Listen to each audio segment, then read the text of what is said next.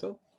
La clase de hoy día está destinada a membrana plasmática, especialmente la clase de hoy está destinada a que podamos ver dos componentes, dos cosas importantes del tema de membrana. Un tema es la estructura de la membrana plasmática, de qué está hecha, ¿cierto? Los componentes de la membrana. Y lo otro tiene que ver con lo más importante hoy día, el transporte a través de la membrana plasmática, ¿ya?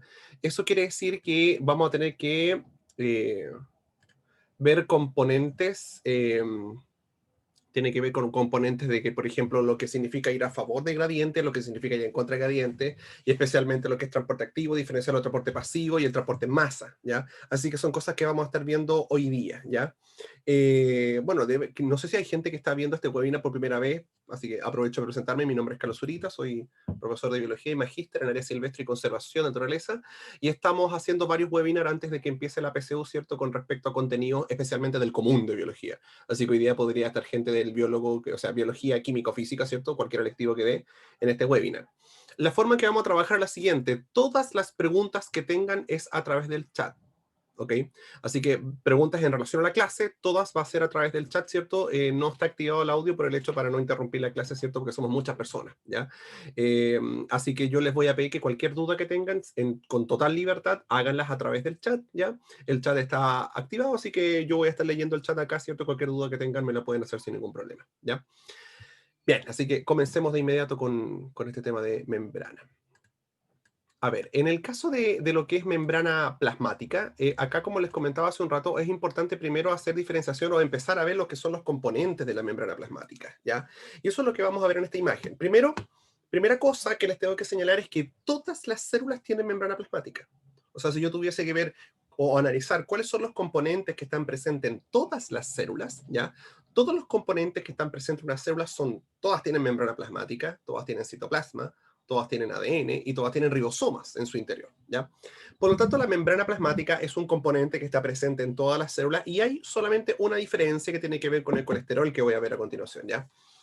Veamos los componentes. Primero, veamos cuál es el componente más abundante de la membrana plasmática. El más abundante es los famosos fosfolípidos, que tienen su cabeza, que es hidrofílica, puede estar en contacto con el agua, y las colas, que son hidrofóbicas, o sea, que no están en contacto con el agua. Y aquí ustedes pueden ver que la forma en que se disponen los fosfolípidos en la membrana plasmática es formando una bicapa de fosfolípidos, ¿ya? Acá hay una bicapa, o sea, yo puedo ver una capa superior y una capa inferior. Eso es lo que puedo ver, ¿cierto?, en esta bicapa. Este es el primer componente, y es el componente más abundante, los fosfolípidos. Otro lípido que también está presente en la membrana plasmática es este que veo acá de color amarillo. Ese corresponde al colesterol. Ese es otro lípido. Y de hecho, esos son los dos únicos lípidos que están presentes en la membrana. Tenemos los fosfolípidos formando esta bicapa, siendo la matriz de construcción o siendo el componente más importante. Y tenemos el colesterol, ¿cierto? ¿Cuál es la función del colesterol en la membrana plasmática? La función es darle rigidez a la membrana. El colesterol permite que la membrana sea una estructura bastante rígida, ¿ya? Ahora, tengan en cuenta lo siguiente. Las únicas membranas que tienen colesterol, hay insertos entre medio, ¿cierto? Son las membranas de células animales. ¿Por qué? Porque mi pregunta sería, las células vegetales, las de los hongos y la de las bacterias, si no tienen colesterol metido en la membrana, entonces ¿quién le da rigidez a esa membrana plasmática? Y la respuesta correcta sería que le da rigidez un componente que está por fuera de la membrana, que la Sofía dice celulosa. La celulosa es el componente de esta estructura que estoy hablando, que sería la pared celular. Ahora, en células vegetales, el hongo y la bacteria sería la pared la que le da rigidez a la membrana. Por eso ellas no tienen colesterol. Ahora, tengan en cuenta que hay una diferencia en cuanto a los componentes de la membrana. O sea, eh, tenemos la membrana de la vegetal que está hecha de celulosa, la pared, perdón. La pared del hongo está hecha de quitina, mientras que la pared de la bacteria está hecha de peptidoglicano. A pesar de que las tres tienen pared, la diferencia es de qué componente está hecho esa pared, ¿ya? Bien, pero el colesterol está presente única y exclusivamente en células animales, dando rigidez a la membrana debido a que ellos no tienen un componente afuera de pared, ¿cierto?, que le da rigidez. Esos son los lípidos en la membrana. Otro componente que está en la membrana, que ustedes pueden ver acá, son las proteínas en la membrana. Ya hay distintas formas que tienen las proteínas, ya voy a hablar de ellas. Pero a grandes rasgos ustedes pueden ver proteínas que son capaces de atravesar completamente la membrana, como también proteínas que están presentes solo en la cara externa o solo en la cara interna. ¿Ya? Hay proteínas, ese es el segundo componente. Y el tercer componente es lo que vemos color morado acá, que son glúcidos o carbohidratos. Estos glúcidos, ¿cierto? Cuando están unidos a una proteína, se le llaman glucoproteínas, y estos glúcidos, cuando están unidos a un lípido, como el que está acá, le llamamos, o como el que está acá, ¿cierto? Se llama un glucolípido.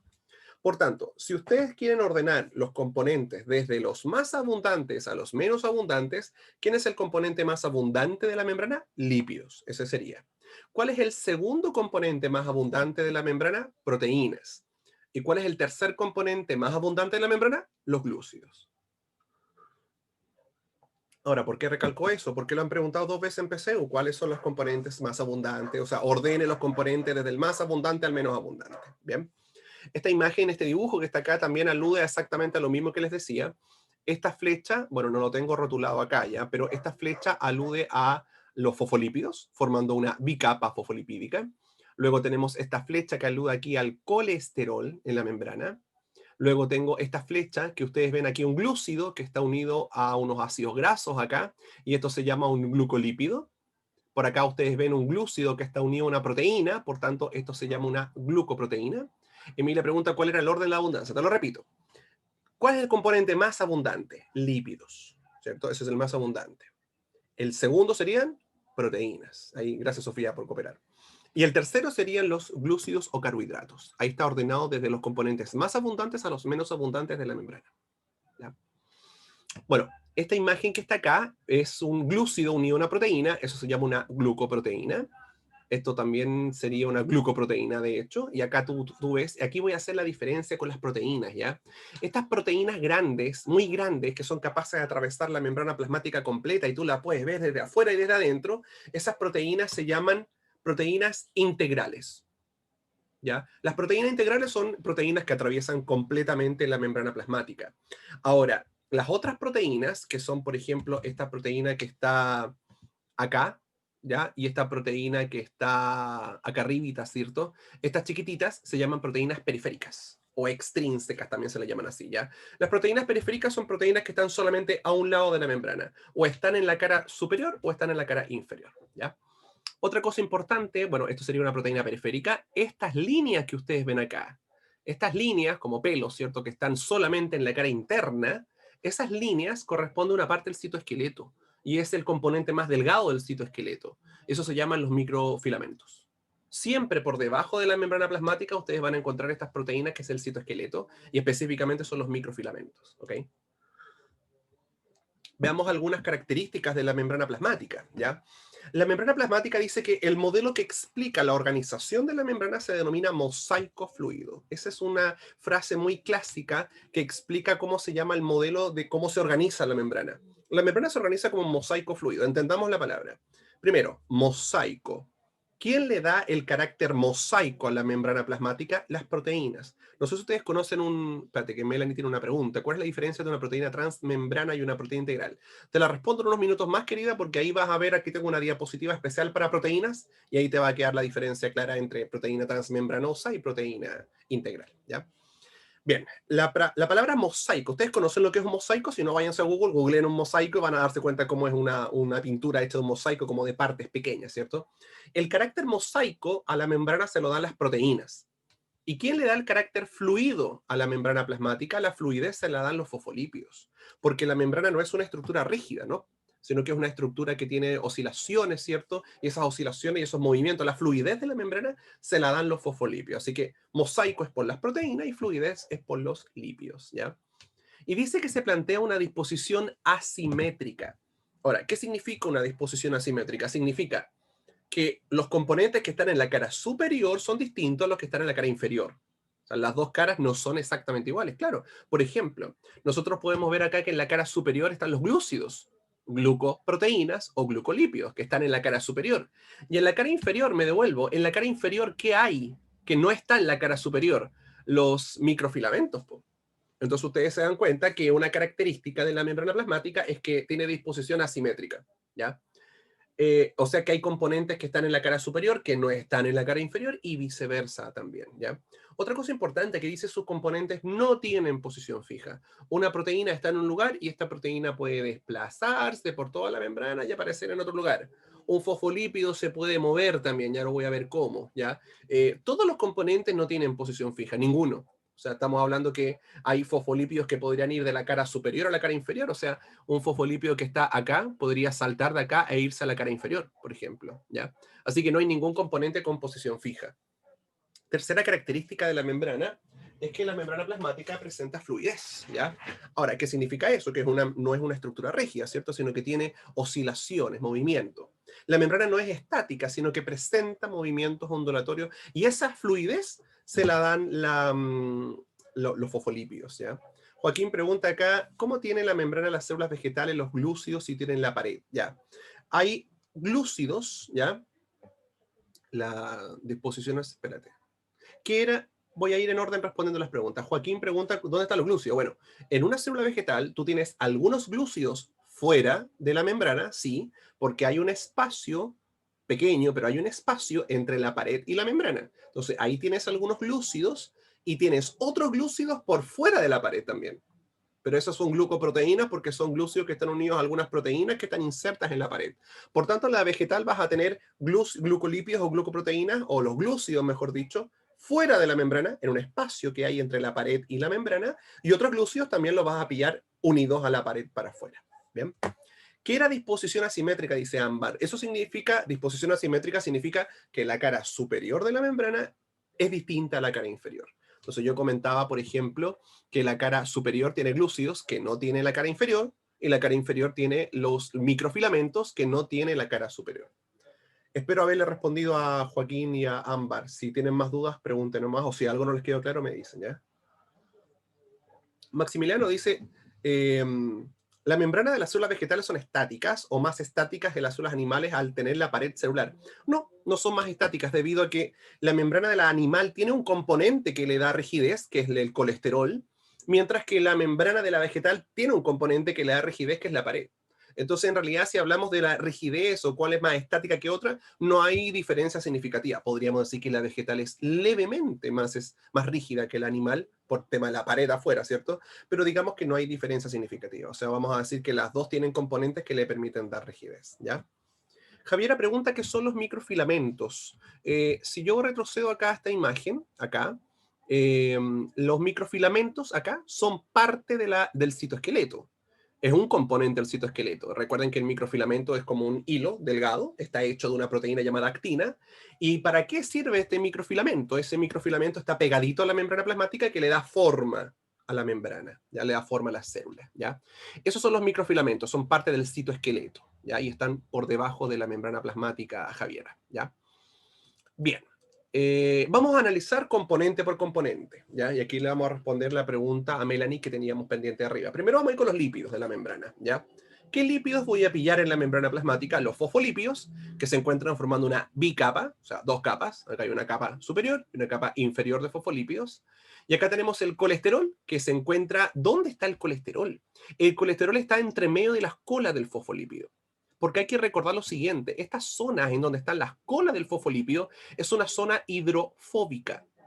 Es una zona que no puede estar en contacto con el agua. Mientras que como el colesterol, gran parte del colesterol es hidrofóbico, entonces gran parte del colesterol va a estar escondido entre medio de las colas, ¿ya? Los fosfolípidos son la base o matriz de construcción. Una base o matriz de construcción quiere decir que lo más importante, o sea, si yo le digo, ¿cuál es la base o matriz de construcción de una casa? Son los ladrillos. Entonces, ¿cuál es la base o de matriz de construcción de una membrana plasmática? Son sus fosfolípidos, ¿ya? Le dan fluidez a la membrana plasmática, que es la letra C, ¿cierto? Me salté la B, que dice que tienen un carácter anfipático, nada que ver antipático, por si acaso, ya es anfipático. ¿Qué significa que los fosfolípidos sean anfipáticos? Significa que tiene una parte que es hidrofílica y otra parte que es hidrofóbica al mismo tiempo. Que tenga esas dos cosas al mismo tiempo se llama un carácter anfipático. ¿Cuál es la parte hidrofílica del fosfolípido? Su cabeza. La cabeza del fosfolípido es hidrofílica, o sea, puede estar en contacto con el agua. ¿Y dónde hay agua en la célula? Hay agua afuera y adentro. Por eso las cabezas están hacia afuera y hacia adentro, que es donde hay agua. Y la parte hidrofóbica son las colas. Las colas son hidrofóbicas, ¿ya? Ellas rehuyen el agua, por eso ustedes ven que las colas están escondidas hacia adentro de la membrana plasmática. Por lo tanto, vemos que un fosfolipio tiene dos partes, una parte que es hidrofílica y otra parte que es hidrofóbica, y eso se llama ser anfipático. Anfipático significa tener esta dualidad frente al rol al agua. Y el fosfolipio le da rigidez a la membrana, ¿cierto? Y, perdón, rigidez, no, que le da fluidez, no rigidez, a la membrana. Y una característica importante es que los fosfolipios se mueven. Los fosfolipios tienen movimiento, tienen tres tipos de movimiento. Primero, hay movimiento de rotación. O sea que estos gallos giran en su propio eje. Si tenemos un fosfolipio, se movería así, ¿ya? Se mueve en su propio eje, eso se llama un movimiento de rotación. Luego tenemos movimiento de difusión lateral, o sea que estos gallos se van moviendo de izquierda a derecha, ¿cierto? Con una pasividad muy grande. Y luego tenemos el flip-flop, que el flip-flop es un movimiento en donde fosfolipios de la cara superior giran a la cara inferior y fosfolipios de la cara inferior suben a la cara superior, ¿ya? Entonces ese cambio de caras, que uno va de una cara a la otra, uno mira hacia afuera, el otro puede mirar hacia adentro, qué sé yo, eso se llama flip-flop. Y esos son los tres tipos de movimientos que tienen los fosfolipios: la rotación, la difusión lateral y el flip-flop, ¿ya? Con respecto al colesterol, es un esteroide, recuerden ustedes. En el mundo de los lípidos, el colesterol es un esteroide, ¿ya? Se encuentra, ¿dónde lo voy a pillar? Se encuentra entre las colas de los ácidos grasos de los fosfolipios. Estas colas son ácidos grasos y entre medio de esos ácidos grasos encuentran ustedes este colesterol. Ahora, con respecto a los esteroides, recuerden algo, ¿ya? Siempre decimos, en realidad no lo hemos dicho en otro webinar, pero el colesterol es un precursor de hormonas sexuales. Eso quiere decir que a partir del colesterol, tú puedes construir testosterona, estrógeno y progesterona, cortisol y aldosterona. O sea, tú tienes 5 hormonas esteroidales, al menos 5, que pueden ser construidas a partir del colesterol. Por eso siempre tú buscas en la literatura, dice, colesterol es un precursor de hormonas. Eso quiere decir que a partir del colesterol puedo construir hormonas, ¿ya? ¿Cuáles son esas? Las repito: progesterona, estrógeno, testosterona, o sea, las 3 hormonas sexuales. Y añádale ahí 2 hormonas de la glándula suprarrenal, cortisol y aldosterona. Entonces, cortisol, aldosterona, testosterona, estrógeno, progesterona, ahí tienes 5 hormonas que son construidas a partir del colesterol. Y al mismo tiempo, el colesterol tiene como función darle rigidez a la membrana. Por tanto, tú ves que hay 2 funciones del colesterol: ser precursor de hormonas y luego formar parte de la membrana dándole rigidez. ¿Cuál es la función que no he nombrado en ningún caso? Energética. El colesterol no cumple función energética jamás. ¿De qué lípido cumple función energética? ¿Ya? Los triglicéridos. ¿Ya? Me pregunta Javiera, ¿todas las demás hormonas son proteicas? Tengan cuidado, ¿ya? Porque recuerda que habían 3 tipos de hormonas. Las lipídicas que acabo de mencionar, tenemos las hormonas esteroidales, ¿ya? Perdón, las que acabo de mencionar son esteroidales, sí. Ese es un grupo. El segundo grupo son las hormonas derivadas de aminoácidos. Recuerden que ahí está la T3, la T4, ¿ya? Y tienes la epinefrina y norepinefrina, ¿ya? Y las otras son proteicas, claro. Entonces tú tienes 3 tipos de hormonas donde la mayoría son proteicas, ¿ya? Pero están las lipídicas, las derivadas de aminoácidos y las proteicas, ¿ok? Ahí le respondo a Javiera. Bueno, ahí está la función del colesterol que le da rigidez a la membrana plasmática, ¿cierto? Bueno, ahora vamos a hablar de proteínas.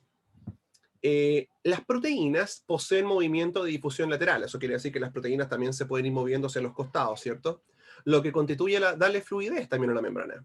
La mayoría de las proteínas son estructuras terciarias en las proteínas que están en la membrana. Tienen forma globular. La mayoría, pero hay excepciones, por supuesto. Las proteínas pueden tener 2 disposiciones en la membrana plasmática, y aquí le respondo la pregunta a Melanie, que estaba más arriba, ¿cierto? Aquí dice primero, tenemos proteínas que son integrales, intrínsecas o transmembranales. Entonces, cuando tú me preguntabas, Melanie, ¿cuál es la diferencia entre proteína transmembrana e integral? La respuesta es ninguna, ¿ya? Porque son lo mismo, ¿ya? Un segundo, que aquí Valentina pregunta, ¿los andrógenos también son construidos a partir de colesterol? Sí, querida, porque los andrógenos son hormonas esteroideas. Y ahí tiene las hormonas sexuales, ¿ya? Ahí le responde Valentina y ahí está respondiendo Melanie, ¿cierto? Integral, intrínseca o transmembranal es lo mismo. ¿Qué es eso? Se hallan inmersas en toda la bicapa fosfolipídica, la atraviesan completamente, pueden ser vistas en la región externa o interna. O sea, una proteína integral es una proteína que atraviesa completamente la membrana plasmática y tú la puedes ver desde afuera desde adentro. Por ejemplo, canales proteicos. que vamos a hablar hoy día. Los canales proteicos son proteínas que tienen que atravesar completamente la membrana porque van a permitir el paso de sustancia de afuera hacia adentro, de adentro hacia afuera, ¿cachai? Ahora, habitualmente nunca lo he visto estas palabras en PCU, pero yo creo que la palabra más ocupada es la proteína integral. Yo creo que es el nombre más aludido. Luego una proteína periférica o extrínseca, ¿ya? Tienes estas proteínas que se encuentran en el interior o exterior, o sea, por ejemplo, esa que está ahí, esa chiquitita, ¿cierto?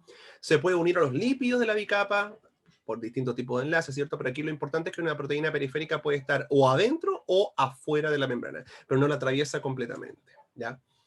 Y aquí, con esta imagen, vamos a aludir, bueno, ¿para qué miércoles tenemos metidas proteínas en la membrana? Y hay 4 funciones de las proteínas. Veamos. La primera función de las proteínas es transporte. O sea, yo creo que esto es lo más importante del tema de las proteínas en la membrana. Transporte, que es la que vemos acá. Permitir el paso de sustancias de adentro hacia afuera, de afuera hacia adentro. Bueno, esta es la principal función a la cual vamos a aludir hoy día la mayoría de la clase, ¿ya? Luego, tenemos funciones que está acá de receptores de sustancias, como hormonas y neurotransmisores. O sea, las proteínas actúan como receptores. ¿Y receptores de quién? De proteínas, ¿ya? De hormonas proteicas. Recuerden que las hormonas proteicas tienen sus receptores en la membrana plasmática y luego gatillan un montón de señales intracelulares, pero aquí también pueden ser los neurotransmisores, serotonina, acetilcolina, dopamina, podemos nombrar decenas, ¿cierto? Pero receptores de hormonas o neurotransmisores es una función de las proteínas en la membrana. La tercera es una función enzimática. Claro, porque hay enzimas inmersas en las proteínas, inmersas que pueden tomar un sustrato y transformarlo en un producto. Ese es otro tema, para otra clase, yo creo, enzimas, ¿ya? Bueno, y la última función es anclaje y conexión. Eso quiere decir que hay proteínas como unas verdaderas cadenas. Unas proteínas de una membrana podrían unirse a las proteínas de otra membrana de la vecina, y eso permite un anclaje entre proteínas de una célula con proteínas de otra, y eso permite la adhesión y la unión de un tejido, ¿ya? Bueno, ahí tenemos las funciones, las 4 funciones de las proteínas, y yo creo que la más importante de hoy día es la función de transporte, ¿ya? ¿Cuál es el tercer componente? De hecho, fui los componentes viéndolos del más abundante al menos abundante. El más abundante son los lípidos y el menos abundante son los glúcidos, ¿ya? La mayoría son oligosacáridos. ¿Qué significa un oligosacárido? Es una estructura que tiene entre 2 a 10 monosacáridos. Entonces, lo que yo tengo acá afuera son glúcidos cortitos, que no tienen más de 2 a 10 monosacáridos, ¿ya? Pueden estar formando glucolípidos o glucoproteínas, o sea, como les comentaba hace un rato. Si el glúcido está unido a una proteína, tú le llamas glucoproteína. Si el glúcido está unido a un lípido, se llama glucolípido, punto, ¿ya? No está unido a otra cosa. O es glucolípido o es glucoproteína, nada más, ¿ya? Y van a constituir una estructura que está por fuera de la membrana plasmática, que está presente en células animales, que se llama glucocálix. Y yo la voy a mostrar, espérenme, la voy a mostrar aquí. Esta imagen muestra esta estructura acá que está por fuera de la membrana plasmática. Recibe 2 nombres, se le puede llamar el glucocálix o la matriz extracelular. Entonces, esta matriz, ustedes pueden darse cuenta de que tiene muchos componentes. No solamente tiene glucolípidos y glucoproteínas, esta matriz por fuera, sino que también tiene otras proteínas que puedo mencionar como colágeno y elastina, que son proteínas que forman parte de esa matriz, ¿ya? Pero aquí lo que quiero llegar son los famosos glucolípidos y glucoproteínas, que ¿para qué sirven, ya? Estos glucolípidos y glucoproteínas habitualmente tienen función como receptores también de sustancias. Ellos pueden ser receptores de hormonas, pueden ser receptores de neurotransmisores, al igual que las proteínas. Entonces tenemos proteínas y glucoproteínas que pueden actuar como receptores de distintas sustancias del medio externo. Sí, Sofía tiene otra función ahí que también tiene toda la razón. Gracias, Sofía, que no me había acordado de esa, la identificación celular. Bueno, la mayoría de ustedes, me imagino, está en cuarto medio, quizás hay un tema que ustedes no alcanzaron a ver, que era súper interesante, sistema inmune. Claro, porque lo sacaron del currículum o lo sacaron del temario PSU, ¿ya? Sistema inmune, nuestros glóbulos blancos, hay una gama amplia de glóbulos blancos, y hay un tipo de glóbulo blanco que se llaman los macrófagos y los mastocitos, que son especies de carabineros, o de, digamos, policía, mejor ya. Policía a través de la sangre. Porque ellos lo que andan haciendo es pidiendo o analizando ciertos glucolípidos, glucoproteínas que están presentes en la membrana que caracterizan a esa célula como propia. Entonces, hay ciertas glucoproteínas que actúan, o glucolípidos que actúan como tu carnet. Entonces tu carnet va a decir que tú te llamas tanto, tu RUT es tanto y también tu RUT podría decir tu domicilio. Bueno, ellos andan pidiendo este carnet, esta glucoproteína. Entonces cuando se encuentran con una célula cuyo glucoproteína o glucolípido no corresponde a uno de nuestro organismo, ellos dicen, ah, esta galla es externa, hay que atacarla. Y ahí gatillan toda una respuesta inmune en contra de esa célula que podría haber sido una bacteria o un virus. ¿Ya? Bien, vamos con las funciones. ¿Para qué sirve la membrana plasmática? Regula el paso de sustancia a través de ella, que es lo más importante, ¿ya? Ella va a regular, ¿cierto? Lo que es como una aduana, ¿cierto? Finalmente, que va a decir, tú entras, tú no entras, ¿ya? Entonces regula el paso de sustancias. Segundo, aísla y separa un medio químico de otro. ¿A qué me refiero con esto? Quizás ustedes lo han escuchado, el LEC y el LIC, ¿ya? No sé si lo habrán escuchado, pero lo voy a anotar por acá. Voy a suponer que este de acá es el LEC, ¿ya? Y voy a suponer que lo de al medio es la membrana y voy a suponer que lo de abajo es el LIC. ¿Qué significa LEC? Líquido extracelular, y el LIC significa el líquido intracelular, ¿ya? Entonces, la membrana plasmática aísla el líquido extracelular del líquido intracelular porque son dos líquidos que tienen condiciones distintas. Tienen condiciones distintas, pH distinto, cantidad de agua distinta, cantidad de soluto distinto, todo distinto. Entonces la membrana plasmática tiene que aislar estos dos medios que tienen condiciones distintas. Bien. Luego tenemos acá el hecho de que, denme un segundo, ahí sí. Tercero, regula el contenido interno de la célula, porque ella va a regular cuánta glucosa entra, cuánta agua entra, ella regula el contenido de la célula o de un órgano, organelo, perdón. Porque recuerden que los organelos son membranosos, están hechos de membrana igual que esto, ¿ya? O sea, la membrana plasmática es una bicapa fosfolipídica, pero no solamente eso forma la membrana, sino que la bicapa fosfolipídica también forma todos los organelos membranosos, ¿bien? En estos primeros 30 minutos de esta clase yo me he tomado el tiempo para analizar la estructura de la membrana plasmática, que es súper importante. Y ahora nos vamos a ir a el resto de hora de esta clase que en estricto rigor va a ir aludiendo al transporte a través de la membrana. Esto es lo más importante, ¿ya? Para poder entender el transporte hay que entender esta frase que está acá, gradiente de concentración. Eso es lo primero que hay que entender, ¿ya? ¿Qué es un gradiente de concentración? Si yo busco la definición estricta tal cual, dice que es una diferencia de concentraciones de soluto entre dos puntos dados, ¿ya? Entonces, cuando hablamos de un gradiente de concentración, es un gradiente, la palabra gradiente es diferencia. Entonces, cuando yo digo aquí hay un gradiente, eso quiere decir que hay una diferencia de concentración de soluto entre dos regiones dadas, entre dos puntos dados. ¿Cuáles van a ser nuestras dos regiones dadas? El exterior y el interior. Entonces, cuando digamos que la membrana plasmática mantiene un gradiente, eso quiere decir que mantiene una diferencia de soluto entre el exterior y el interior. O sea, para que haya un gradiente tiene que haber una diferencia. O sea, eso quiere decir que, ¿en qué casos hay un gradiente? Cuando hay un lugar más concentrado y un lugar menos concentrado. Ahí tienes un gradiente, ¿ya? Por tanto, un gradiente es una diferencia de concentraciones. Es tener un lugar más concentrado y un lugar menos concentrado, ¿ya? Eso es un gradiente, ¿ya? Ahora, por otro lado, sabiendo lo que es un gradiente, y sabiendo que un gradiente alude a un lugar más concentrado y otro menos concentrado, nosotros tenemos dos tipos de gradiente. Hay un gradiente que va a favor y un gradiente que va en contra, ¿ya? Entonces, ¿qué significa lo siguiente? ¿Qué significa cada uno de los gradientes? Mira. Un gradiente a favor significa que vas a ir de un lugar de mayor concentración de soluto a un lugar de menor concentración de soluto. Perdón estos dibujos ordinarios, pero es difícil dibujar con el mouse para mí al menos, ¿ya? ¿Y qué significa ir en contra? Ir en contra significa ir de un lugar de menor concentración de soluto a un lugar de mayor concentración de soluto. ¿Ok? Entonces, cuando hablamos de soluto, chiquillo, de soluto en biología acá hablamos, los típicos solutos que ocupamos son la glucosa, sal, cloruro de sodio. Esos son solutos clásicos. Pero ojo, cuando hablamos de solvente, el agua, no, o sea, eso no son, perdón, cuando hablamos de solvente hablamos del agua, ¿ya?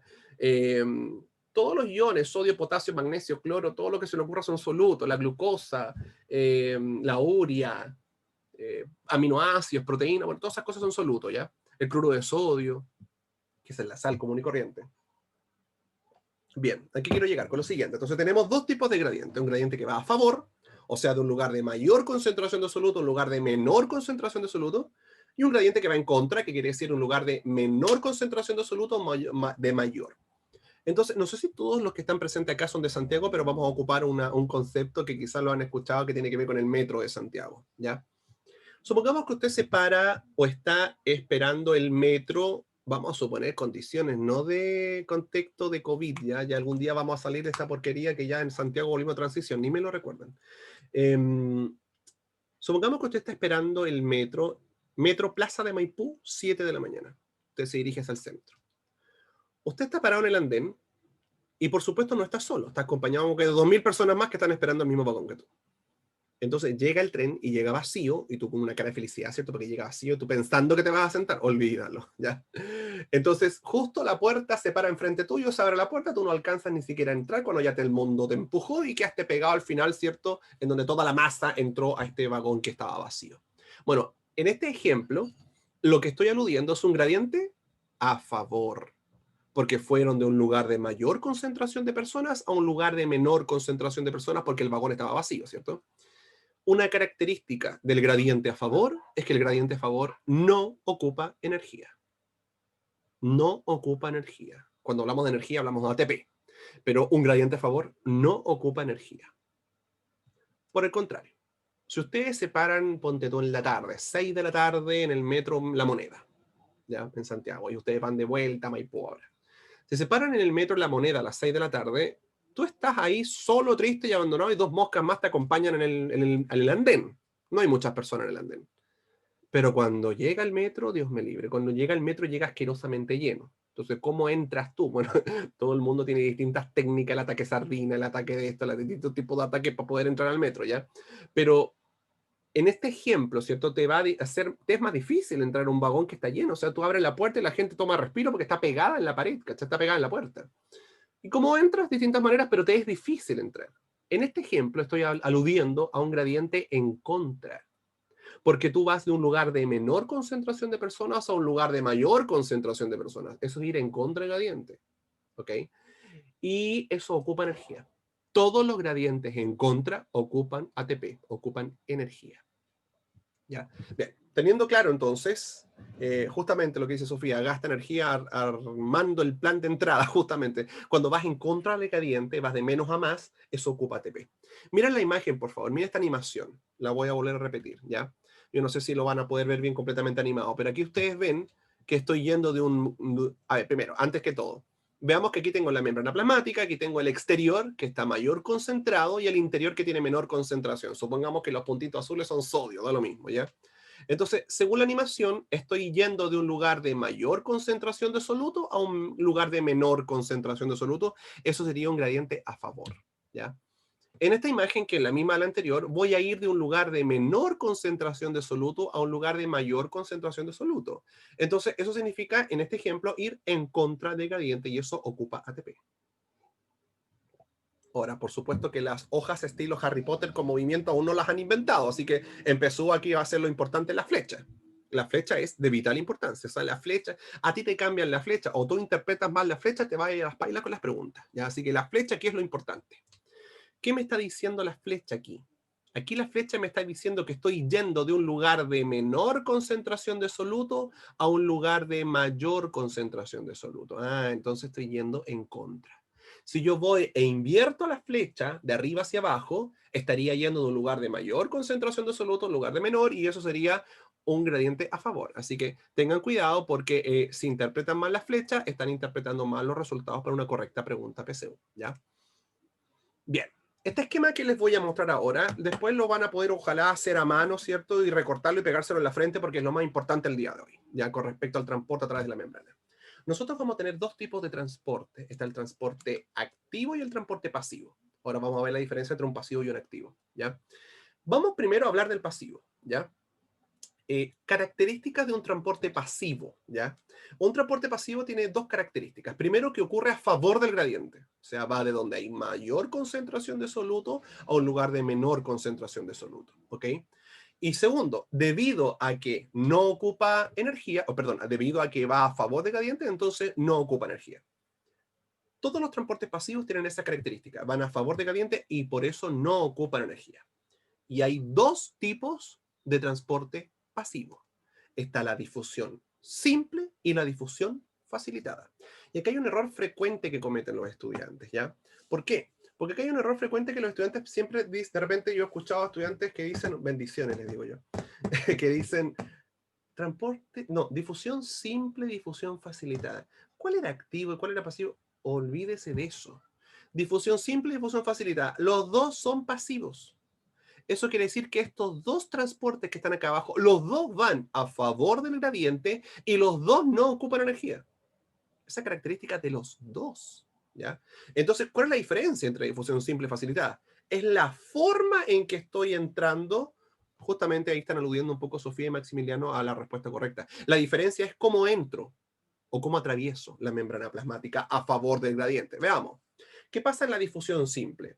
El soluto puede moverse a través de los fosfolípidos como Pedro por su casa sin ningún problema, entra y sale como le guste, siempre y cuando a favor del gradiente, ¿ya? Entonces, en la difusión simple, el soluto puede atravesar por entre medio de los fosfolípidos sin ningún problema. Pero, siempre hay un pero. Para eso, el soluto debe cumplir con dos características, debe cumplir con dos requisitos, ¿ya?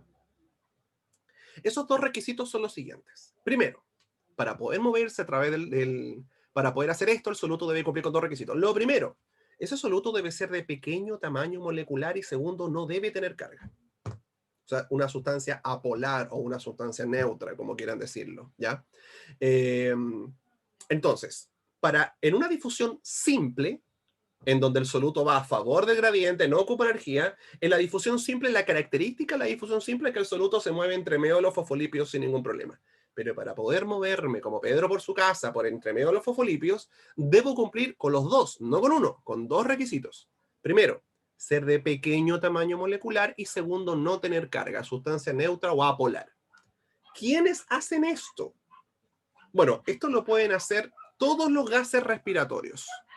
Oxígeno, O2, el CO2, el dióxido de carbono, el monóxido de carbono, CO, el nitrógeno, N2 también. Todos los gases respiratorios pueden moverse por difusión simple, ¿ya? Y también la urea, hay que agregar la urea, que es un desecho nitrogenado de nuestro metabolismo. La urea se mueve por difusión simple también, ¿ya? Bien, bien. Pero ¿qué pasa ahora si yo voy a favor del gradiente, ¿ya? A ver, ¿qué pasa con lo siguiente? Con la difusión facilitada. ¿Qué pasa si yo soy muy grande? O tengo carga. O las dos cosas. Soy muy grande o tengo carga. Bueno, si quiero moverme a favor de gradiente, tendré que hacerlo por la difusión facilitada. Dice acá que el soluto debe ocupar una proteína transportadora integral. O sea, obviamente el soluto no cumple con las condiciones de la difusión simple, y como no cumple con esas condiciones, entonces el soluto debe ocupar una proteína transportadora, obviamente integral, porque tiene que ser una proteína gigante, ¿ya? Entonces el soluto debe ocupar una proteína integral, ¿ya? ¿Y a qué se debe a que el soluto debe ocupar difusión facilitada? Se debe a que el soluto no cumple con los requisitos para hacer la difusión simple, con los dos. O es muy grande, o tiene carga, o las dos cosas. Es muy grande y al mismo tiempo tienen carga, ¿ya? Entonces, ¿qué sustancias, por ejemplo, deben hacer difusión facilitada? Los aminoácidos hacen difusión facilitada y la glucosa hace difusión facilitada. La glucosa es muy grande, eso es lo que pasa. Y los aminoácidos, la mayoría tienen carga, ¿ya? Entonces, y también los iones, sodio, Na+, potasio, K+, el cloro, Cl-, magnesio, Mg2+. ¿Qué pasa con los iones? Los iones son chiquititos, son minúsculos, pero ¿cuál es el problema de los iones? Tienen carga.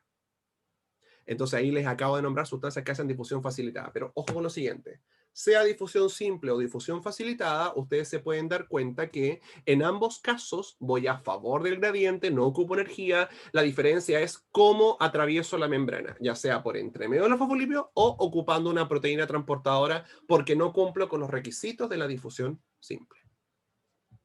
Bien. Bueno, aquí tengo anotado algunas sustancias que hacen difusión simple. Gases como el oxígeno, el CO2, el CO, el alcohol también hace difusión simple, por eso hace efecto rápido algunos tipos de alcoholes, ¿ya? El alcohol, por ejemplo, podríamos hablar del etanol. El etanol es un tipo de alcohol, el alcohol isopropílico. Son dos cosas, son bien conocidos, ¿cierto? Por el tema del COVID, ¿cierto? Cuando andamos limpiando la ropa con eso. Bueno, todo tipo de alcohol, etanol, propanol, alcohol isopropílico, todos los alcoholes atraviesan por difusión simple en la membrana porque son de pequeño tamaño molecular y no tienen carga, ¿ya? Por acá me preguntan por la osmosis. La osmosis es el transporte de agua a través de la membrana y calmación porque tengo un capítulo para osmosis más adelante, ¿ya? Bueno, y en la difusión facilitada, todos los iones, sodio, potasio, cloro, magnesio, el que se me ocurra, ¿cierto? Todos los iones se hacen difusión facilitada. ¿Y por qué? Si son de pequeño tamaño. El problema es que todos los iones tienen carga. De hecho, por definición, un ion es un átomo con carga. Eso desde el punto de vista de la química. Ya no hablemos de química porque no me gusta mucho, ¿ya? Perdón los químicos. La glucosa. Entonces, a ver, Ignacio dice, entonces siempre se le dará prioridad a la difusión simple si no cumple con los requisitos para ser O sea, no es un tema de prioridades, Ignacio, sino que es un tema de qué características tengo yo para poder atravesarla. O sea, si soy de pequeño tamaño y no tengo carga, atravieso por difusión simple. Si soy muy grande, pero soy neutro, no sé, cualquier otra, ocupo difusión facilita y depende del gradiente, pues. Porque si soy de pequeño tamaño molecular y no tengo carga, ¿cierto? Pero quiero ir en contra del gradiente, no hago difusión simple, ¿no? En contra del gradiente sería un transporte activo. Entonces, más que nada va a depender de la orientación, hacia dónde voy, a favor o en contra del gradiente, ¿ya? Laurita dice, ¿el agua cómo se transporta? El agua, más rato tengo un capítulo con agua, pero si a ustedes le dijeron que el agua se mueve por difusión simple, es la mentira más grande del mundo, porque el agua se mueve por difusión facilitada. Porque el agua tiene unas proteínas transportadoras especiales llamadas acuaporinas. Más rato lo veo, no se lo pierda. Cecilia dice, profe, algunas hormonas igual pueden atravesar, ¿cierto? Por difusión simple, como las lipídicas. Exacto. Las hormonas lipídicas, todas las lipídicas, testosterona, estrógeno, progesterona, colesterol, aldosterona, todas ellas pueden atravesar la membrana plasmática sin ningún problema, son lipofílicas, porque son de pequeño tamaño molecular y no tienen carga, justamente, ¿ya? Después dice Javier, ¿la difusión facilitada es lo mismo que proteína carrier? No, porque difusión facilitada es un tipo de transporte y la proteína carrier es un tipo de proteína que tú ocupas en la difusión facilitada. Tengo, de hecho, más rato aquí anotado el tipo de proteínas, no te preocupes, ¿ya? Bueno, ya hablan de las acuaporinas, ¿cierto? Que justamente las voy a nombrar cuando vea osmosis hoy día. Espero alcanzar, espero que sí. Sigamos, vamos con transporte activo, ¿ya? El transporte activo, la diferencia con el pasivo es el gradiente. La característica del transporte activo es que ocurre en contra del gradiente, ¿ya? Voy de menos a más. Por tanto, por ir en contra del gradiente voy a ocupar ATP, voy a ocupar energía. Y siempre, y cuando digo siempre, es siempre, el transporte activo ocupa una proteína transportadora. Y esa proteína transportadora le vamos a llamar bomba. ¿Y cuál es la bomba más conocida? Una vez hace años atrás, fue muy estúpido, hace años atrás le pregunté en un preo cuál es la bomba más conocida. Me dijeron la bomba 4, el desgraciado asqueroso. Es que un diario asqueroso que tiene la cuarta ya, un apartado. La bomba más conocida, por si acaso, ya no es esa, sino que la bomba más conocida es la bomba sodio-potasio. ¿Ya? Y es la más conocida porque hay 10.000 tipos de bombas, la bomba sodio-cloro, la bomba glucosa, aminoácidos, hay un montón de bombas, pero las bombas son la más conocida, sodio-potasio y transporte activo. ¿Bien? Bien, entonces en este esquema hablemos de transporte pasivo y activo. En la letra A, usted siempre tiene que darse cuenta del el gradiente, dónde hay más y dónde hay menos. Aquí yo veo que el medio extracelular tiene más y el medio intracelular tiene menos. Por tanto, la flecha A está aludiendo transporte pasivo, porque va de donde hay más a donde hay menos. Y la flecha B está aludiendo transporte activo. ¿Por qué? Porque va de donde hay menos a donde hay más. Siempre fíjese en la flecha y hacia dónde hay menos y a dónde hay más, ¿ya? Hablemos primero del transporte pasivo, profundicemos el transporte pasivo, ¿ya? Acá yo puedo ver, por ejemplo, los gases que hacen difusión simple. Se mueven por la bicapa sin ningún problema. CO2, N2, oxígeno, eso es difusión simple. El alcohol también hace difusión simple a favor de su gradiente. El etanol, propanol, alcohol isopropílico, todas las porquerías de alcoholes que existen, ¿ya? El agua y la urea, ¿qué pasa con ellas? Yo veo aquí una línea punteada y una línea que rebota porque la mayoría del agua, y aquí estoy hablando del agua específicamente, y más rato tengo un capítulo para hablar de agua, la mayoría del agua no entra por difusión simple, o sea, eso lo hace el 10% del agua. El 90% del agua lo atraviesa la membrana con una proteína llamada acuaporina, pero ya hablaré de ello, ¿cierto? La glucosa, según esto aquí, rebota. ¿Y por qué no atraviesa la glucosa por entre medio de los fosfolípidos? Porque es muy grande, entonces deberá hacer una difusión facilitada. Los iones, aquí tengo potasio, magnesio, calcio, cloro, bicarbonato. Esos iones, aquí dice que rebotan, ¿ya? ¿Y por qué no entran por entre medio de los fosfolípidos? Porque tienen carga y deberán hacer difusión facilitada. Javier dice acá, ¿qué significa que sean moléculas polares? Polares significa, es tan sencillo como que polares tienen carga. Eso es todo. Los iones son moléculas polares, tienen carga. Eso así de sencillo, Javier, ¿ya? Y acá abajo tenemos aminoácidos, ATP, glucosa 6-fosfato, que es una glucosa que tiene un grupo fosfato extra. Bueno, ¿qué pasa con ellas? Son moléculas muy grandes y que al mismo tiempo tienen carga. Entonces, estas sustancias de acá abajo deberán hacer una difusión facilitada, mientras que el alcohol y los gases podrán hacer difusión simple, como lo yo veo acá. Todo esto a favor del gradiente, no ocupa energía porque estamos hablando de transporte pasivo, ¿ya? Aquí veo que el número 1 alude a difusión simple, porque veo que voy a favor del gradiente y veo que según la flecha atraviesa la membrana plasmática sin ningún problema. Y el número 2 alude a difusión facilitada, porque veo que la sustancia es muy grande, veo que está ocupando una proteína transportadora y lo más importante, miren, va de donde hay más a donde hay menos. Por eso el número 2 aludiría a difusión facilitada. Esta imagen, y algo que me preguntaban por ahí, ¿cierto? Espérenme que necesito agua a cada rato.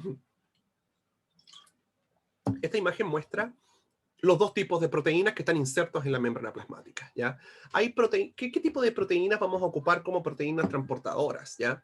Tenemos esta proteína que está a la izquierda, que se llama proteína canal. Una proteína canal es una proteína como un tubo que deja un hueco al medio para que la sustancia entre o salga. Eso es una proteína canal. Y la número 2 es la proteína que me preguntaron hace un ratito atrás, Javiera, de hecho, es la proteína carrier. El número 2 se llama una proteína carrier. Ya lo voy a dejar escrito en el chat, esa palabra y de repente no se podría escuchar muy fácilmente. Carrier, ¿ya? La proteína carrier, si lo hablamos un poco más, lo hablamos con palabras más técnicas, yo tendría que decir que la proteína carrier cambia su estructura tridimensional. Tiene movimiento, punto. ¿Ya? Así que la proteína carrier, yo siempre lo explico con mis manos, ¿ya? La proteína carrier tiene movimiento, cambia su estructura tridimensional, en la forma fifí de decirlo, ¿ya? Pero la forma más fácil es que la proteína carrier tiene movimiento. Entonces, si este lápiz es un soluto, este soluto se posiciona ahí en la proteína carrier, ¿ya? Emilia dice si se llaman permeasas. Sí, también se le llaman permeasas, pero ese nombre es del 1475 a.C., así que ahora prefiero que le diga carrier, ¿ya? Bueno, el lápiz es el soluto, y el soluto se posiciona en la proteína carrier, y la proteína carrier hace esto, ¿cierto? Con ese movimiento permitió que el soluto ingresara a la célula, o también con ese mismo tipo de movimiento podría hacer que salga. Por tanto, esta imagen alude a los dos tipos de proteínas con los cuales tú podrías hacer difusión facilitada, porque miren, estoy yendo a favor del gradiente, voy de más a menos, difusión facilitada, ¿ya? Y o con proteínas canales o con proteínas carrier, ¿ya? Esta imagen habla los tipos de transporte. Entonces, la pregunta dice acá, ¿qué nombre recibe el mecanismo de transporte? A, esto es una difusión simple, porque voy, ¿cierto?, atravesando la membrana plasmática. ¿Qué nombre recibe B? Todo esto que es B es difusión facilitada porque voy a favor del gradiente y estoy ocupando una proteína transportadora. ¿Qué tienen en común C y D? A ver, C y D van a favor del gradiente, ¿ya? Y no ocupan energía. La diferencia es que C estoy ocupando una proteína canal y en D estoy ocupando una proteína carrier o bomba también se le llaman así, ¿ya? Esto es lo mismo.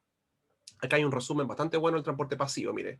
Acá todo esto es pasivo, todo esto es pasivo. ¿Qué significa eso? Que todo eso va a favor del gradiente, no ocupa energía, y aquí tengo la difusión simple, moviéndome a través de los fosfolípidos. Los gases respiratorios hacen eso, y los alcoholes. Y luego acá tienes una difusión facilitada, ya sea a través de una proteína canal o una proteína carrier. ¿Bien? Espérenme, que aquí quiero ir al tiro a esto. Esto quiere llegar yo. La membrana plasmática, al ser perfecta como lo es ella podría estar transportando dos sustancias al mismo tiempo. Entonces, si ella transporta dos sustancias al mismo tiempo, eso se llama un cotransporte, ¿ya?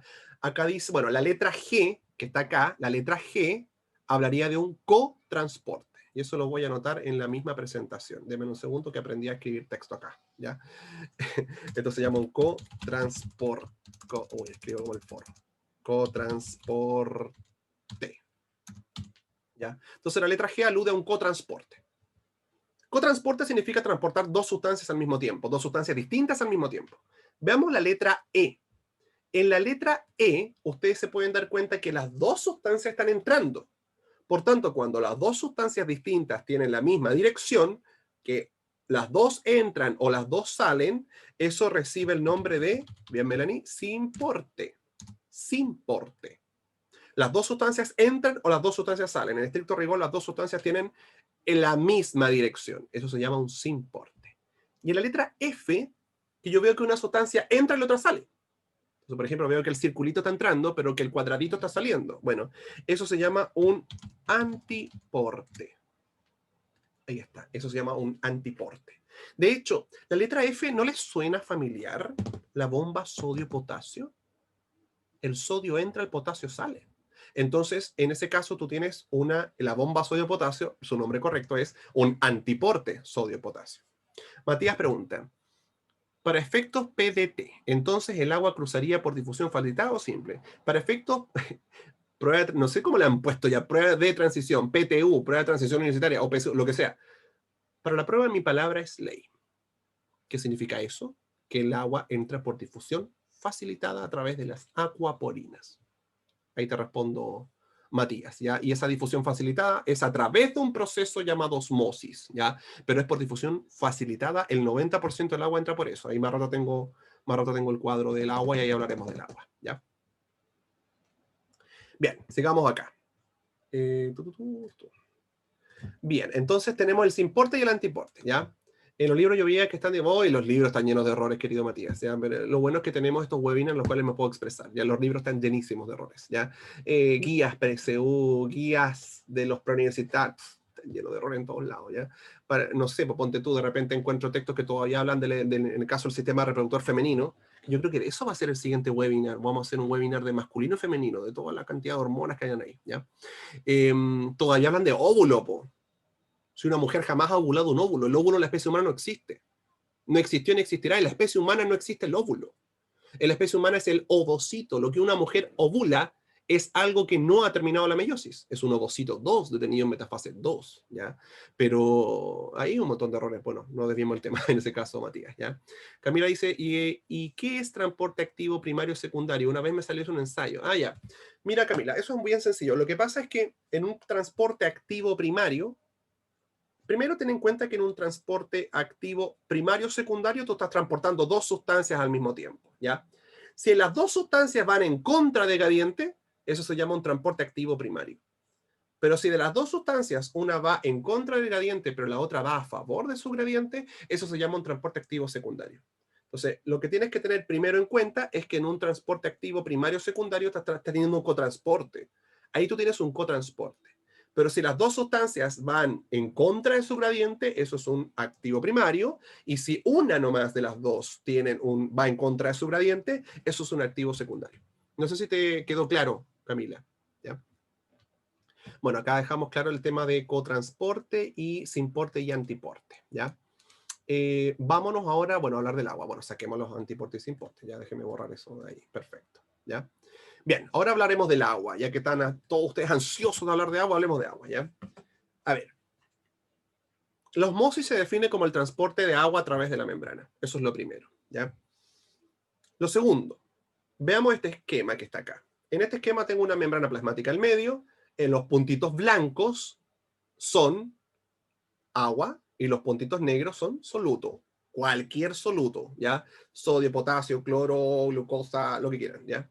Mi pregunta para ustedes es, y aquí ocupen el chat todo el mundo, los 70 que vemos acá. ¿El agua de dónde se va a mover? ¿El agua se mueve de A a B o de B a A? Los quiero leer en el chat, por favor. ¿Desde dónde hasta dónde se mueve el agua en este esquema? ¿De B a A o de A a B?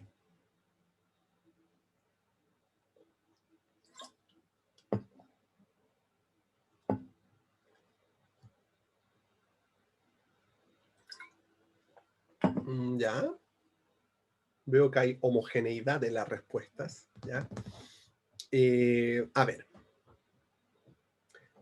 Yo les cuento que están en lo correcto, justamente. Todos ustedes que están respondiendo eso, el agua se va a mover de B a A.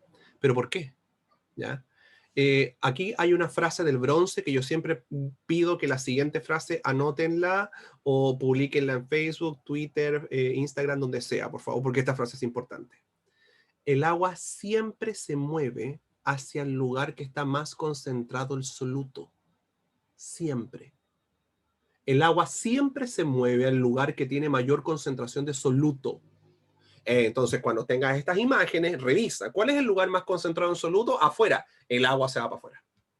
¿Cuál es el lugar más concentrado en soluto? Adentro. El agua está entrando. Entonces, siempre tengan en cuenta que el agua siempre se mueve al lugar más concentrado en soluto. Por eso es que ustedes ven que el agua va de B a A, porque A es el lugar más concentrado en soluto. Bueno, al mismo tiempo ustedes pueden ver que hay más agua en B que en A. Por eso el agua va a favor de su propio gradiente. Pero aquí lo importante es dónde está el soluto. Aquí lo importante es el soluto. Fíjense dónde está el soluto. Donde hay más soluto, hacia allá se mueve el agua. ¿Ya?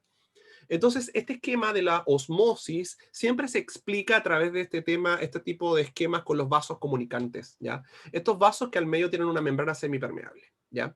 Yo veo acá que este vaso tiene una membrana al medio que separa dos medios, un medio A y un medio B. El medio A tiene 1000 ml de agua y el medio B tiene 1000 ml de agua. En otras palabras, 1 litro de agua cada uno, son iguales.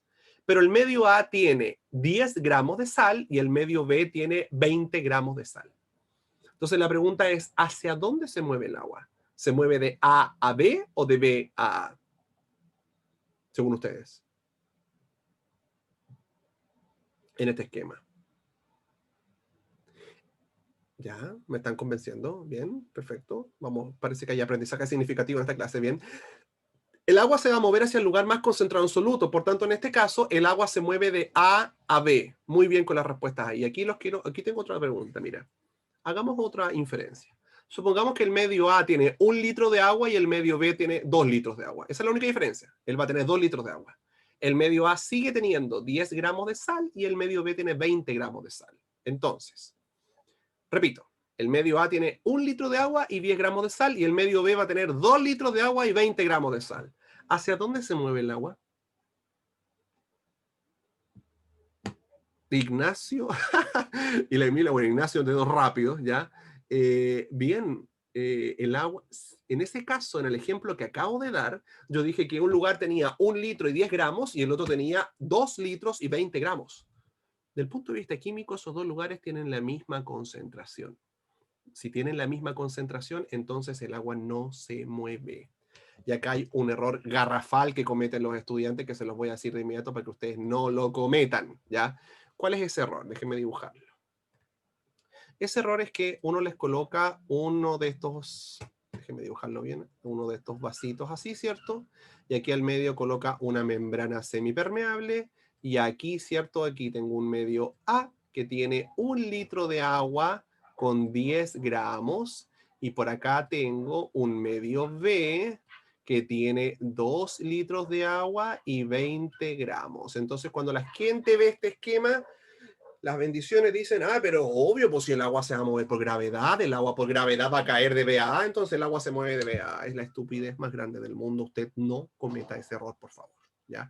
Porque no es un tema de gravedad, ¿ya? Es un tema de las concentraciones. Entonces, en este esquema, usted tiene la misma concentración en el medio A y en el medio B, por tanto, el agua no se mueve. El agua nunca se va a mover por el tema de gravedad, que si aquí en el B hay más agua que en A, entonces el agua se va a mover de A. No es así. En este esquema la concentración es la misma, por tanto no hay movimiento de agua. Eso quería dejárselo bien claro, ¿cierto? Para que ustedes no cometan ese error, por favor, ¿ya? Denme un segundo, borramos esta porquería, cerramos esto y aquí sigamos. Perfecto. Entonces aquí dice, ¿cuál de los dos medios A o B está más concentrado? Ya sabemos que está más concentrado en medio B, ahora volviendo a este esquema, ¿ya? Después dice, ¿en qué dirección se moverá el agua? El agua se va a mover de A a B porque se va hacia el lugar más concentrado, ¿cierto? Entonces, ahora en esta parte de la clase, les voy a hablar ahora de esto de los medios isotónicos, hipertónicos e hipotónicos, ¿ya? Para eso, yo siempre he hablado de que la concentración en clase no es la misma siempre, así que vamos a hacer lo siguiente ahora, chicas y chicos, ¿ya? Son exactamente las 8:05, vamos a dar 5 minutos de break para que vaya al baño, haga pipí, haga del 2, lo que quiera, o vaya a buscar un café, un té, agüita, lo que quiera, vamos a hacer un break, ¿ya? Nos juntamos acá en 5 minutos más a las 8:10. no es necesario que se desconecten, manténgase acá, así que hagamos un break pequeñito.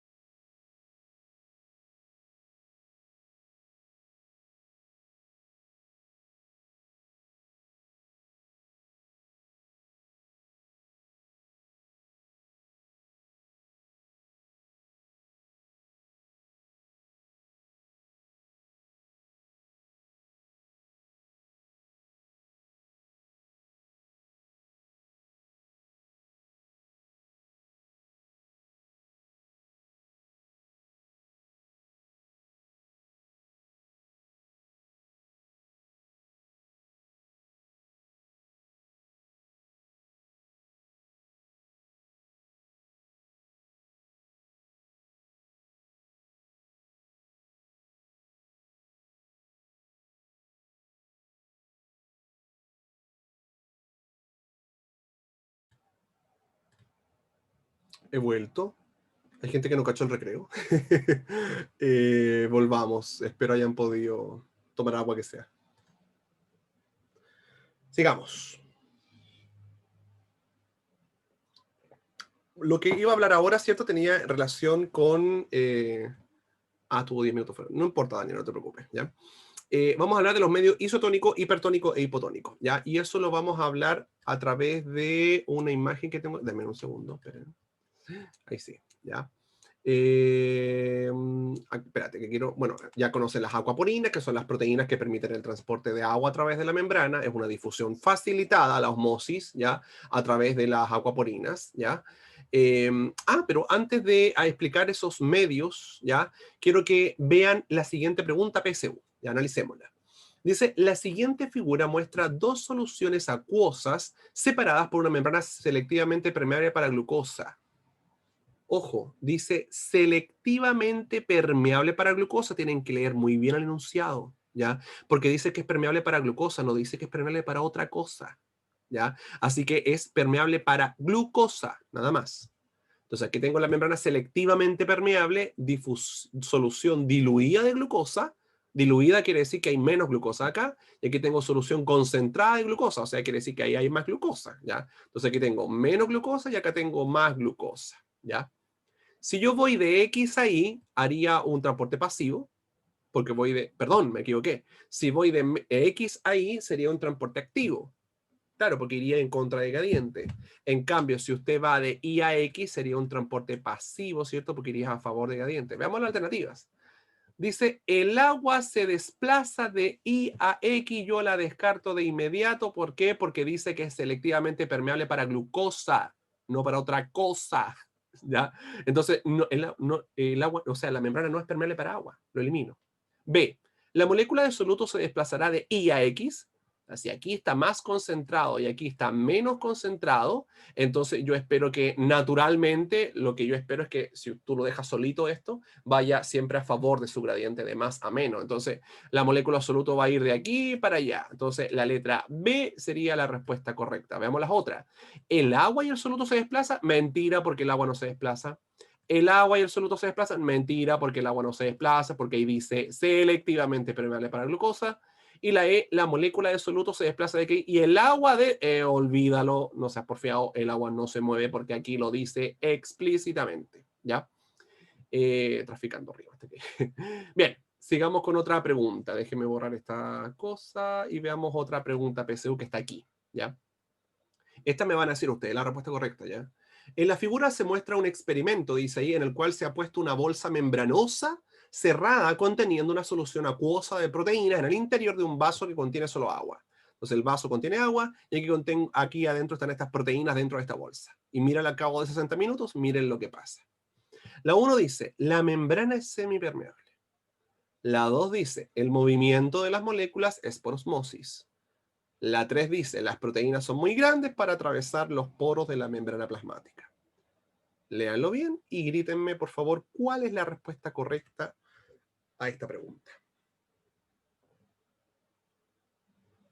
Esta fue una pregunta que apareció en la PSO el año 2. Oh, ya me olvidó los años, Dios mío. 2005, 2007, por ahí. ¿Cachai?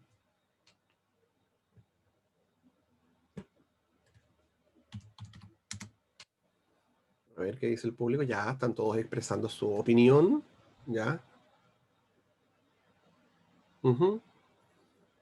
Están todos en lo correcto. La respuesta correcta es la E. Muy bien. Veamos. 1. La membrana es semipermeable. Claro, porque yo veo acá que las proteínas siguen estando adentro. ¿Ya? Las proteínas siguen estando ahí, no se mueven, pero sí se movió el agua, porque yo veo que la bolsa se agrandó y obviamente la bolsa no se agranda por aire, se agranda por agua que entró. Por tanto, esa está correcta, la 1. 2. El movimiento de las moléculas por osmosis. Claro, ¿qué se movió? Agua. Y el agua se mueve siempre por osmosis. Correcto. Las proteínas son muy grandes para atravesarlos por la membrana. Claro. Si afuera no había proteínas y adentro sí había proteínas, entonces ¿por qué las proteínas no se movieron hacia afuera de la bolsa? Porque son muy grandes y no atravesaron los poros de la membrana. Correcto, muy bien, son todas las alternativas. ¿Ya? Esto quiero ver, el tema de la osmosis. Entonces, el tema de las soluciones, perdón. Entonces, acá al medio vamos a ocupar esto con los glóbulos rojos, ¿ya? Este glóbulo rojo, acá al medio, se encuentra, vamos a ocupar acá, espérenme que ocupa la herramienta de anotar, para anotarlo aquí. El primer glóbulo rojo se encuentra inmerso en una solución isotónica, ¿ya? Iso significa, el prefijo iso significa igual. Por tanto, una solución isotónica es aquella que la concentración de soluto es igual a la concentración de solvente. Por tanto, si una célula está metida en un medio isotónico, usted debe esperar que la misma cantidad de soluto que entra es la misma cantidad de soluto que sale. Por tanto, ¿cambia el volumen de la célula? No, no cambia el volumen de la célula, ¿ya? Por tanto, de hecho, si usted va a dibujar un gráfico que aluda a un... Espérenme, voy a dibujarlo acá. Un gráfico de una célula inmersa en un medio isotónico, ese gráfico sería así, miren. Lo voy a dibujar acá arriba, ¿ya? Si que tengo un gráfico de volumen en el tiempo, el gráfico sería así. Eso sería un gráfico de una solución isotónica. El volumen se mantiene constante a través del tiempo, ¿ya? Distinto a lo que está pasando al medio, ¿ya? Porque al medio voy a tener una solución que recibe el nombre de una solución hipertónica, ¿ya? ¿Qué significa una solución hipertónica? Hiper, mucho. ¿Mucho qué? Mucho soluto. Entonces, al medio tienes un glóbulo rojo sumergido en una solución hipertónica, que tiene mucho soluto. Por ejemplo, un glóbulo rojo que está sumergido en agua con sal, o un glóbulo rojo que está sumergido en agua con azúcar, en agua con stevia, no sé, eso es un medio hipertónico. Por tanto, si usted sumerge una célula en un medio hipertónico, o sea, un medio que está muy concentrado en soluto, ¿hacia dónde va el agua? El agua va siempre hacia el medio más concentrado en soluto. Por tanto, en un medio hipertónico, el agua va a empezar a salir de la célula, ¿ya? Por lo tanto, si yo grafico esta situación, ¿ya? Yo me voy a encontrar con lo siguiente. Voy a graficarlo por acá, ¿ya? Este sería un gráfico de volumen en el tiempo. Y este sería un gráfico de una solución hipertónica. El volumen va a ir disminuyendo en el tiempo. ¿Y eso por qué? Porque el agua va saliendo. ¿Ya? El agua va saliendo. Ahora, tengan en cuenta lo siguiente.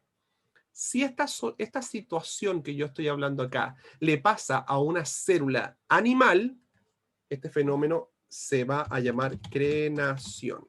¿Ok?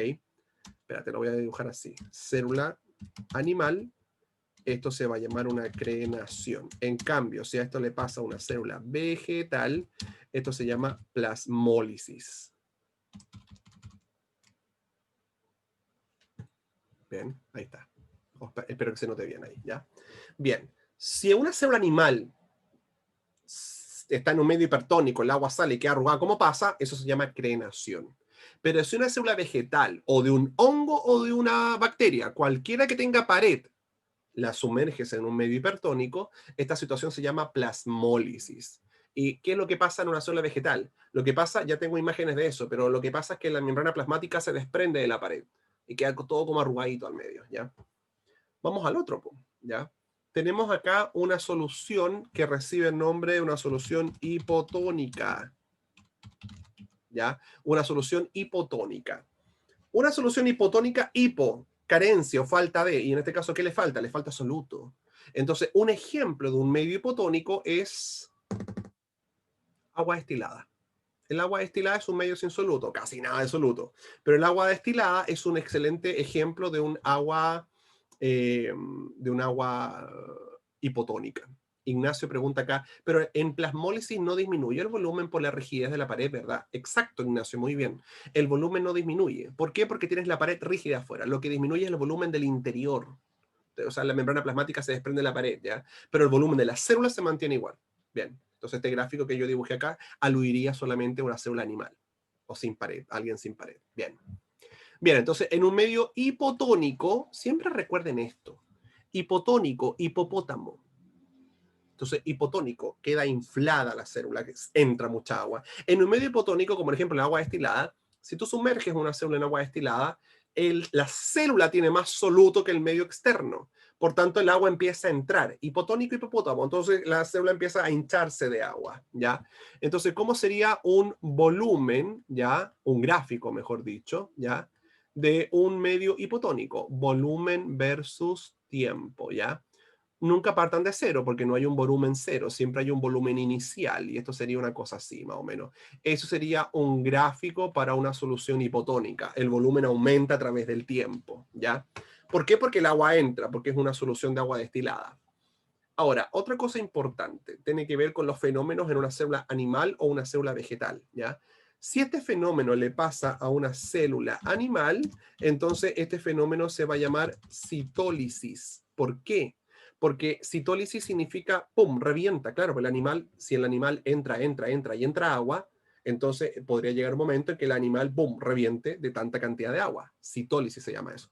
De hecho, paréntesis, si específicamente revienta un glóbulo rojo, eso se llama hemólisis, por si acaso, ¿ya? Y si esto le pasa a una célula vegetal, esto se llama turgencia, porque la vegetal no estalla. ¿Y por qué la vegetal no revienta? Porque tiene pared, po. ¿Ya? Porque tiene pared, ¿ya? Tiene pared ahí, ¿cierto? Que impide que la célula vegetal estalle, ¿ya? Eso es importante, ¿ya? Bien, entonces ustedes pueden ver acá lo siguiente. Tenemos que la situación del medio es una situación normal, un medio isotónico, el volumen se mantiene constante. El del medio se llama crenación, en este ejemplo de célula animal. El agua sale de la célula y la célula queda arrugada como pasa. Y la última se llama una situación de citólisis, en donde el agua entra a la célula en un medio hipotónico y queda gorda de agua, ¿cierto? La pobrecita, ¿ya? Vamos a borrar esas imágenes, denme un segundo, ¿ya? Acá tienes exactamente lo mismo, aquí tienes un medio, un medio isotónico, se mantiene constante el volumen. Una solución hipotónica, el agua entra, revienta la célula, citólisis o hemólisis si revienta un glóbulo rojo. Y en la solución hipertónica el agua sale y queda esto arrugada como pasa, eso se llama crenación. ¿Qué pasa con el caso de vegetales? ¿Ya? Acá tengo una situación, espérenme, acá tengo una situación en donde al medio una situación normal, ¿ya? Ahora, si yo sumerjo a una célula en un medio hipotónico, el agua entra, aumenta el volumen de la vacuola, ¿ya? Entonces ustedes pueden ver acá que el agua entra y esta célula queda hinchada de agua. Bueno, eso se llama turgencia. Y por acá, al contrario, si el medio está hipertónico, el agua sale. Mira lo que pasó acá. Esta es la membrana plasmática. Mira cómo la membrana plasmática se ha desprendido de la pared. Queda todo ahí apilado al medio, ¿cierto? Entonces, cuando se desprende la pared, esta situación se llama plasmólisis en vegetal, ¿ya? Acá tienes, Matías, diálisis. Lo que pasa es que osmosis es un concepto para hablar de transporte de agua a través de la membrana. Diálisis es un concepto también del 1450 a.C. que habla del transporte de soluto a través de la membrana. Entonces, osmosis es para hablar de agua y diálisis es para hablar de transporte de soluto, ¿sí? No sé si te quedó claro, Mati, ¿ya? Bien, la situación de arriba, la primera es normal, la segunda es turgencia y la tercera es plasmólisis en esta imagen, ¿ya? Aquí yo podría inferir que la situación 2 es una situación normal, ¿ya? 1 sería turgencia, está grande de agua, y miren la 3 y la 4. Como la membrana plasmática se desprende de la pared, eso sería en un medio hipertónico y eso es plasmólisis, ¿bien? Con respecto al transporte activo, esto es muy sencillo el transporte activo. ¿Qué características tiene el transporte activo? Primero, según la flecha, yo veo que esta sustancia está entrando, o sea, está yendo de donde hay menor concentración a donde hay mayor concentración. O sea, eso entonces significaría ir en contra de gradiente. Primera característica del transporte activo. Segunda característica, estoy ocupando una proteína carrier, una bomba en este caso. Y tercero, esto ocupa energía, pues miren ahí cómo hidrolizó ATP, desfosforiló el ATP para obtener energía. Entonces, las tres características del transporte activo son: va en contra de gradiente, ocupa energía y siempre ocupa una proteína transportadora, que es lo que veo en esta imagen. Y también lo puedo ver en esta otra imagen, ¿cierto? En la cual veo, miren la flecha, siempre fíjense en la flecha, por favor, no lo olviden, ¿ya? Aquí ustedes ven que van de menos a más, ocupa una proteína y ocupa energía. Listo, transporte activo, ¿ya? Miren, acá está el ejemplo de la bomba sodio-potasio. Pues la bomba sodio-potasio es un clásico ejemplo de transporte activo. Aquí ustedes ven la bomba que se carga con 3 sodios. Luego de eso, la bomba aquí ustedes ven que ocupa ATP. Eso permite que la bomba se abra y expulsa los 3 sodios al medio externo. Luego, mientras está abierta la bomba, se carga con 2 potasios del medio extracelular.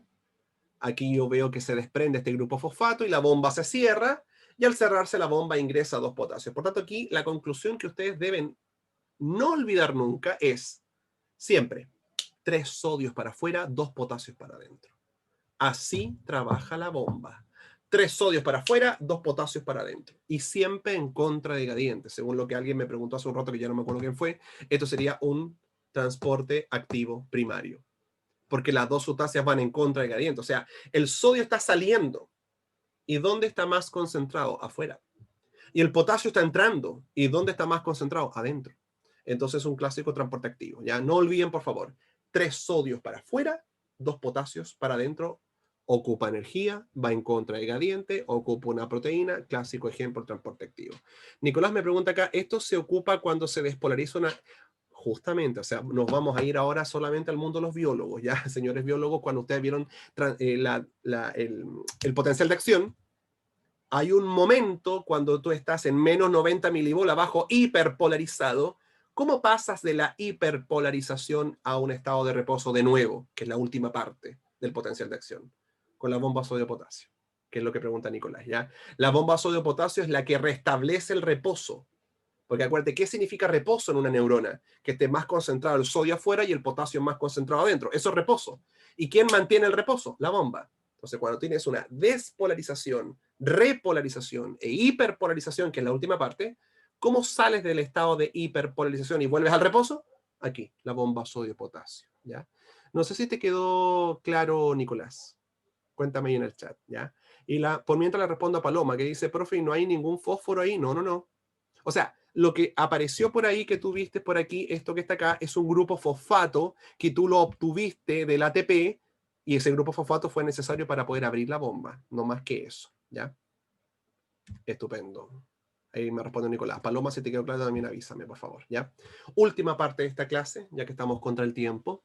Clásico, ¿ya? Espérate, Melanie dice, en la bomba participa el calcio, no. En la bomba sodio-potasio no participa el calcio. El calcio participa en otras bombas. Hay otras bombas que incluyen sodio-calcio, potasio-calcio, o hay transportadores exclusivos de calcio, ¿ya? Pero en este ejemplo, querida, no participa la bomba, ¿ya? Bien, tenemos un transporte en masa, que esto sería la endocitosis y la exocitosis, estas vesículas que van entrando y saliendo. Pero aquí quiero hacer una aclaración muy importante. Es usado para sustancias de gran tamaño, donde la membrana debe generar un mecanismo mediado por vesículas. Todos los transportes en masa, sea por endocitosis o exocitosis, todos los transportes en masa ocupan ATP. Por tanto, todos los transportes en masa son transporte activo. Importante aclaración, chicos y chicas, por favor, chiques, en realidad. Esto es transporte activo. Pero no es transporte activo porque vaya en contra del gradiente. No, no, no. Es transporte activo porque ocupa ATP. Entonces, siempre, por favor, el transporte en masa, ustedes lo van a clasificar como transporte activo. Pero no por la razón por la que vaya en contra del gradiente, sino que los transportes en masa, endocitosis y exocitosis, ocupan ATP, por eso ustedes lo van a clasificar como un transporte activo. Paloma pregunta, ¿se podría decir que el agua es un solvente universal? Que habría quedado en esa duda. Ah, sí. Mira, el agua es un solvente universal. Ahora, un químico me retaría en este instante porque sabemos que el agua en realidad no es tan universal. Es cosa de ver el agua con aceite. El agua no disuelve el aceite, por tanto, tan universal no lo es. Pero una característica para efecto PSU es que el agua es un solvente universal. Eso sí está correcto, ¿ya? Bien. Reitero esta información, por favor, entonces. Todos los transportes en masa por endocitosis o exocitosis ocupan ATP, por tanto, usted lo clasifica como un transporte activo, por favor, ¿ya? Veamos los dos tipos, porque hay dos tipos, la endocitosis y la exocitosis, que esto es muy simple. La endocitosis es una vesícula que va entrando y lo que usted va viendo ahora, la exocitosis es una vesícula que va saliendo. Listo, eso es todo, ¿ya?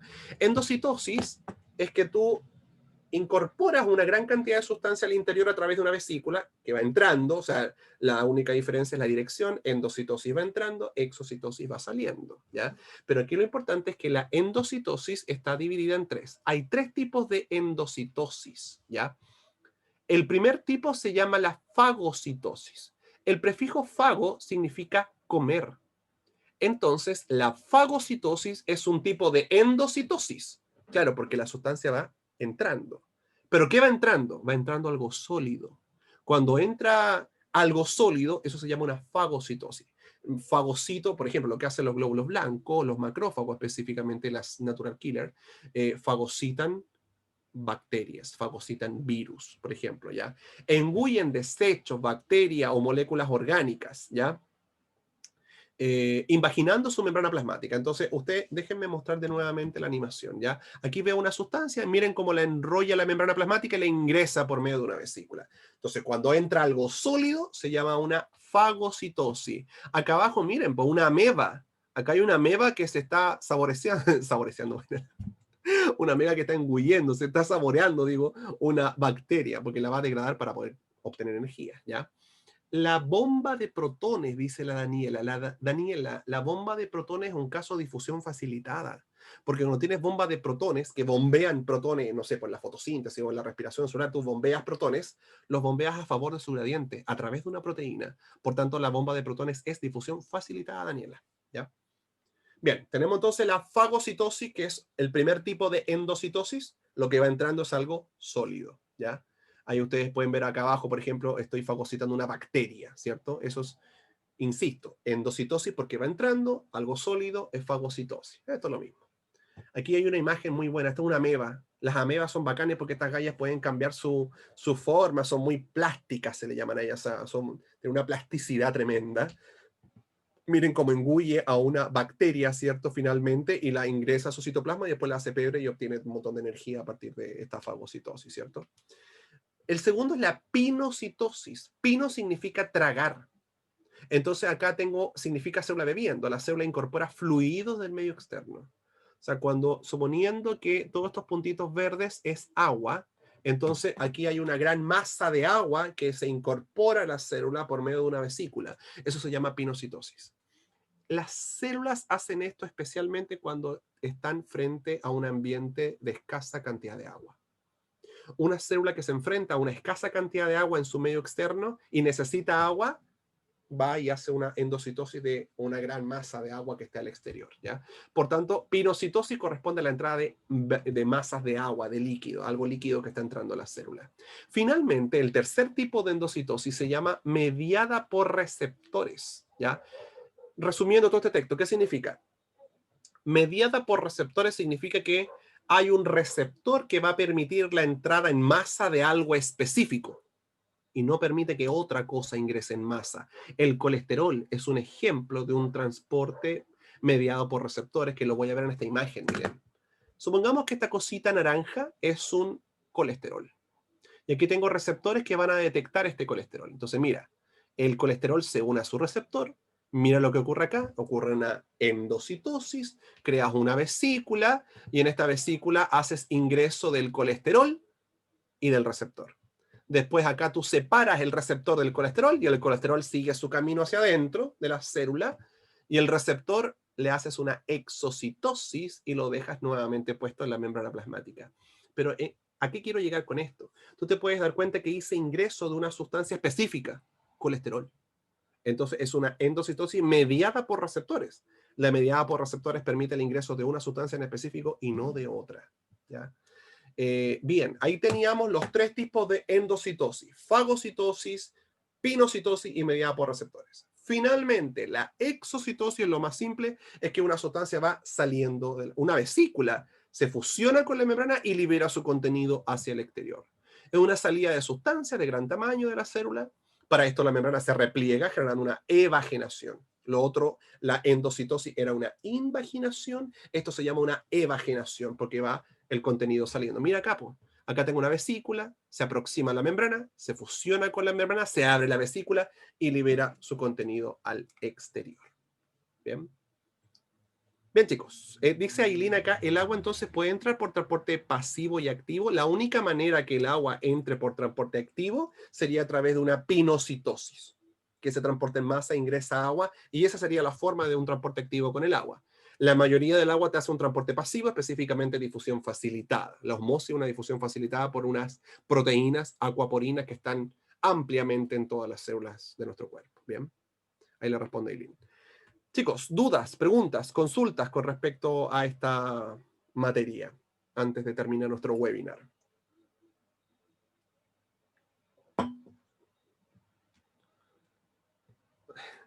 Bien, chicos. Espera, deja de compartir acá.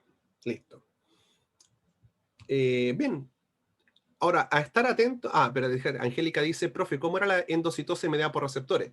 La endocitosis mediada por receptores es un tipo de endocitosis en la cual tú haces ingreso de una sustancia en específico, porque los receptores van a permitir que tú detectes a esa sustancia y no a otra. Entonces, la ventaja que tiene una mediada por receptores es el hecho de que gracias a los receptores tú quieres que entre eso y nada más. O sea, tú discriminas, ¿ya? Entonces, en ese caso, tú quieres que ingrese colesterol e ingresas masivamente colesterol y no otra cosa. Entonces, esa es la endocitosis mediada por receptores, que gracias a los receptores permiten ingreso de una sustancia en específico, Angélica. ¿Bien? Bien. No sé si hay más dudas, preguntas, consultas. Bien, chicos, cumplimos exactamente los 90 minutos, maravilloso. Oye, yo les quiero dar las gracias a todos ustedes, ¿cierto? Muchas gracias por esta paciencia de esta clase membrana. Atentos a las redes sociales del PREU, ¿ya? Porque ahí vamos a estar promocionando otro webinar, ¿ya? ¿Voy a hacer otro? Sí, sí, voy a hacer otro. Quiero que el próximo sea de sistemas reproductores, masculino y femenino. Sobre todo ver las mujeres, perdónenme las mujeres, las quiero bastante, pero les tengo un afecto muy grande, pero sus ciclos reproductivos son asquerosos, así que vamos a hacer un webinar, yo creo, con respecto a ese LSO de el pic de LH, el pic de FS, qué sé yo, ¿ya? Eso. Así que los dejo libres. Muchas gracias a todos ustedes, ¿cierto? Los dejo en libertad, ¿ya? Que les vaya muy bien y nos vemos en un próximo webinar, ¿ya? Chao, chiquillos. Chaito.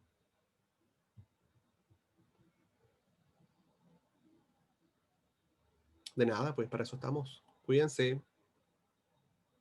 Usen mascarilla, distanciamiento social.